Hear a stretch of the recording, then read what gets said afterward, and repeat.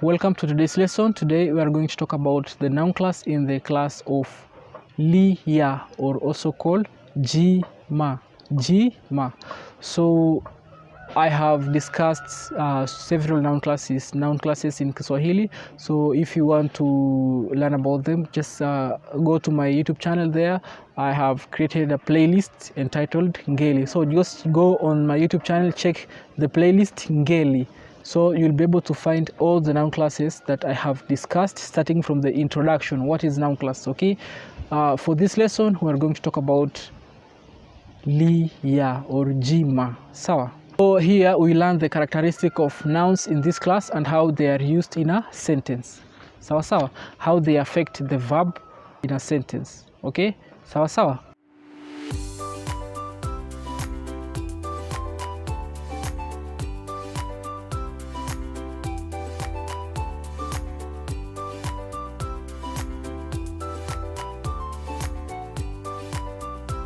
The nouns in this category include names of body parts.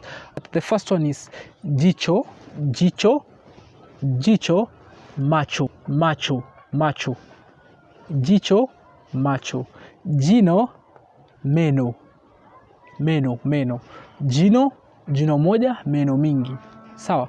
Jino, meno. Sikio, masikio. Sikio, masikio. Paja, mapaja. Tumbo, matumbo.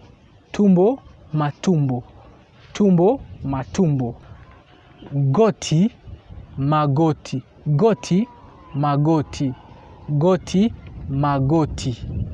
Kwapa, makwapa.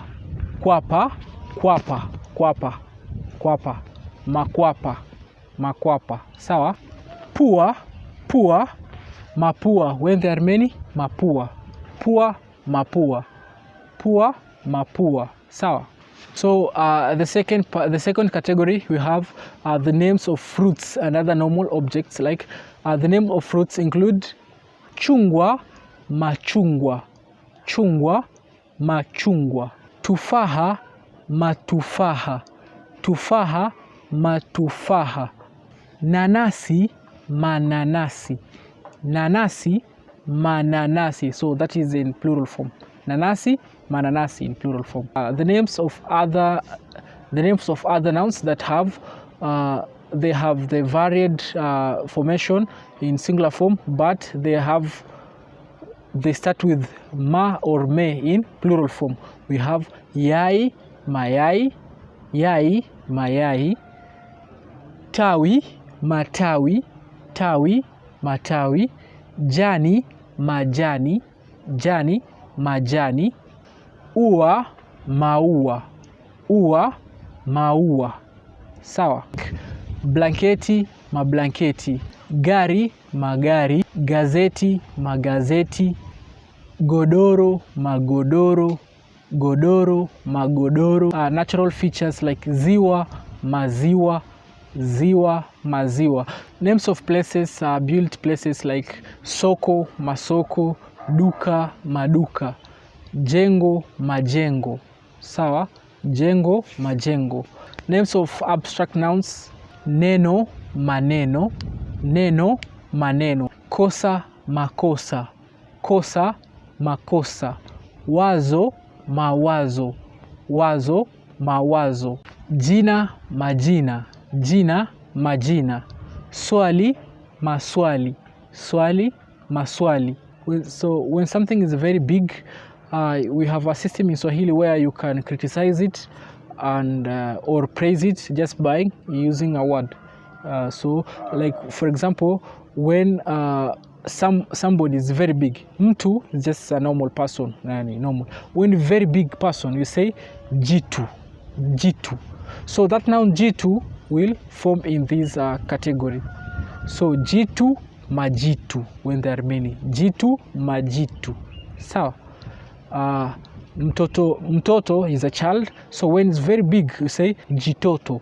So it will be jitoto, majitoto. So that's how we say this one. You have seen how the nouns in this category actually behave. They form a sequence, and that you can just understand. They have different parts, they have different initials in singular form, and they have ma or me in plural form. So let's see how we can use these nouns in a sentence and how they modify the structure of the verb. Sawa. Chungwa limenunuliwa. Chungwa limenunuliwa. Machungwa yamenunuliwa. Machungwa yamenunuliwa. So that's chungwa limenunuliwa. Limenunuliwa, it starts with the li. Then in plural form, yamenunuliwa, it starts with the ya. So that's, we get li ya. So that's how we form that noun class, li ya. Sawa, li ya. So chungwa limenunuliwa in singular form, and machungwa yamenunuliwa. Jicho linauma. Jicho linauma. Macho yanauma. Macho yanauma. Li ya, macho yanauma. Sawa. Swali limeulizwa. Swali limeulizwa.